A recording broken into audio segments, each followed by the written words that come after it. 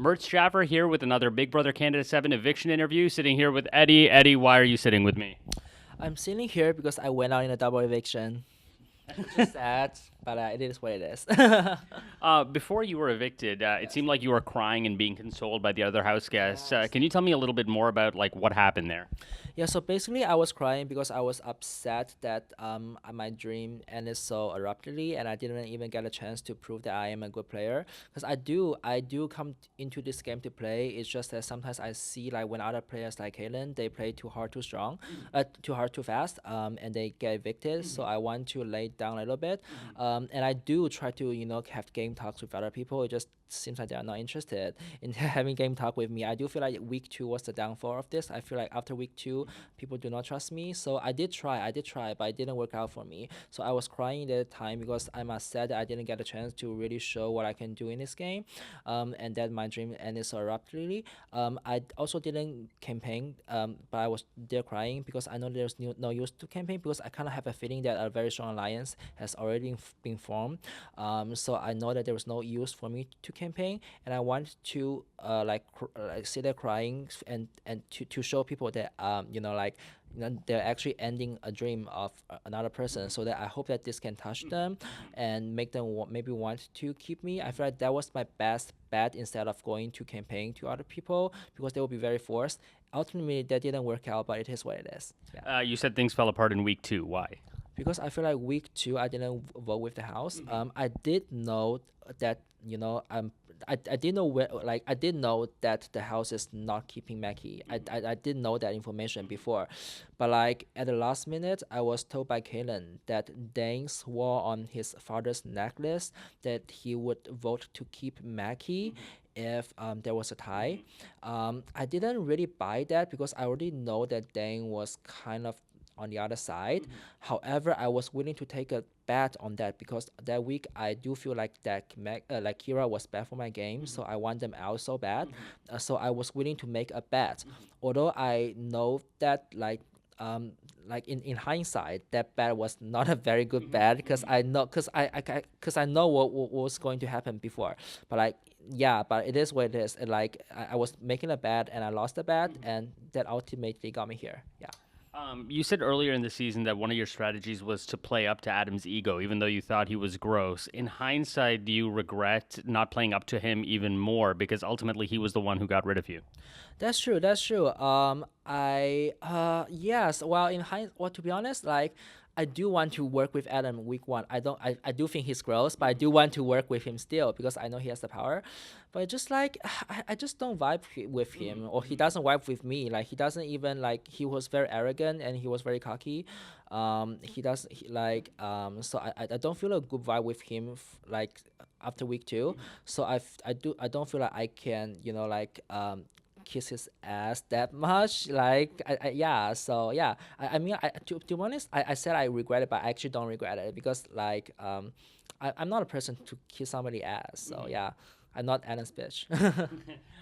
You said that you felt like an outsider in the house. You managed to sort of align with other outsiders, but the problem was that Adam and Dane just kept winning. Why was your side unable to win more competitions? I have no idea. Maybe they are throwing competitions. I don't know. Like I have to watch the show to find out, right? Maybe they're throwing competitions, but I was really trying for every single competition. It just went so close. Like the second HOH, I went so close. And then the final HOH, I also went so close, but ultimately didn't happen. So yeah, and I feel like the outsiders may also be weaker in strength. I feel like Adam and Dane are competition beasts, and Adam and Dane are not the people who will throw a competition. Right. So yeah, so that's why our side is very weak. Yeah. You kept apologizing because you said that you thought you were boring in the house. Why did you feel that way? Because like I said, right, I feel like I didn't get a chance to really show what kind of person I am. I didn't get a chance to show what kind of game I can play. I did try to play the game. I really tried. It didn't work out. I tried to talk with people, but ultimately they're not interested in talking game with me.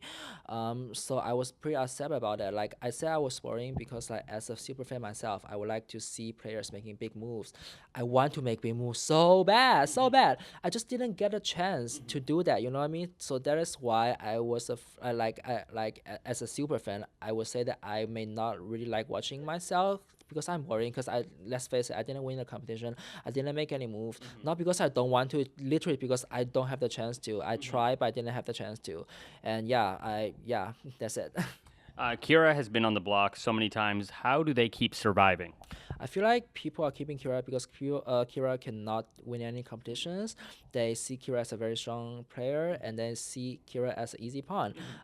So that's ultimately like what leads to them being on the block, but surviving every single week. But if people can just wake up and see that every single person next to Kira is going home, then it would be smart to take Kira out because they could end up being next to Kira someday, and then the person next to Kira will go home. So it's smart to get off Kira for sure. What are your thoughts on the double eviction in general? On the one hand, at least your eviction is quick, but on the other hand, you don't have as much time. You don't have a week to strategize. So what do you think about the double eviction? As a super fan, I love double eviction. As an audience, as a viewer, before I love double eviction. I wish every week was a double eviction. I wish there was 32 house guests in the house, and every week is a double eviction. That's what my genuine for as an audience. But now that I'm experiencing that as a person, I hate it. I feel like I can't even look at double eviction episodes in the future anymore because they will trigger me my feeling. Yeah. But double eviction is fun to view as an audience, but it isn't fun to to actually experience that. And it really sucks that I don't get a chance to save my game by talking to other people because I was literally right before the eviction, like I was given a lot of information from Chelsea about the Guy Alliance, and I was literally ready to shake this house up and make a huge move. But ultimately, I didn't got a chance to and the time to do that. So yeah, it feels very disappointed. My biggest question for you is in the week that Maki went home, it was a split vote, right? Obviously, two sides. But then in your vote and in Chelsea's vote, it was unanimous. So, like, why did the House then get together after such a crazy, like, tied vote? I feel like after that, okay, so basically, like Kiki, ST, and Kalen, they kind of round me up, like they put me in a circle, right? They kind of round me like, oh, those side is gonna put us like like that side is gonna to pick up out one by one. Yeah. You know what I mean? Like they said it, and that got me riled up too. And ultimately, they didn't really follow through. I feel like they're scared of Adam, and I feel like on the week that Kiki lost the POV, and then Sam won a POV. I feel like they make a deal. I don't know if that happened, but I feel like they make a deal. And then like I just feel like Adam and Sam use this scare tactic on people to let them obey. Then Do you regret voting for Maki to stay in hindsight? I do regret voting for him to stay 100%.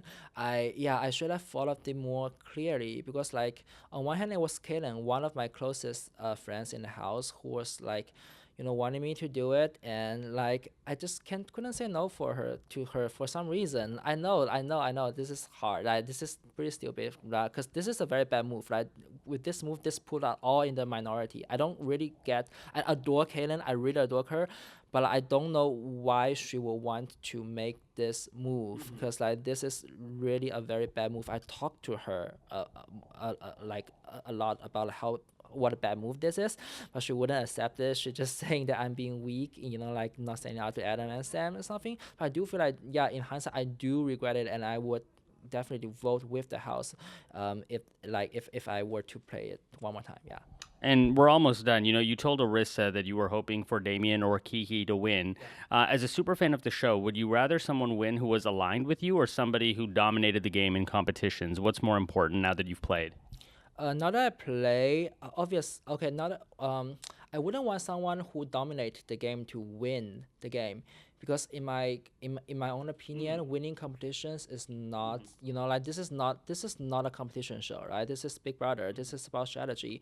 So if you win, like I personally do not believe that compies should win the game just because they're compies, because this is not like the Amazing Race. Can I say that? Okay, this is not the Amazing Race, so it's not about challenges. Obviously, I have personal bias, right? None like neither Kiki or Damien aligns with me, but I just want them to win because like I love Kiki, and I love Damien. So yeah, but as a super fan of the show, I definitely feel like someone who is not relying on competitions should win the show. Yes. What was your best move and your worst move in the house? Okay, my best move in the house. Oh my gosh, I really didn't get a chance to get any moves. So I don't.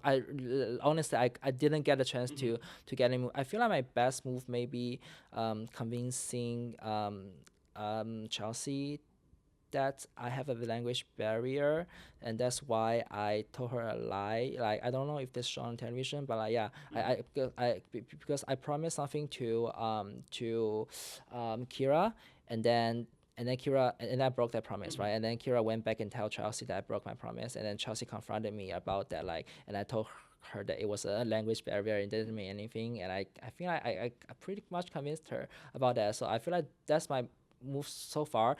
Just solely, this is not the best move, obviously, but this is not even a good move. But I feel like this is the move so far I made, because this is like I only have the chance to make this move. You know what I mean? I would have a chance to make more move if I stay longer. And the worst move I make is definitely being swayed last minute in the week 2. That was my worst move. Yes.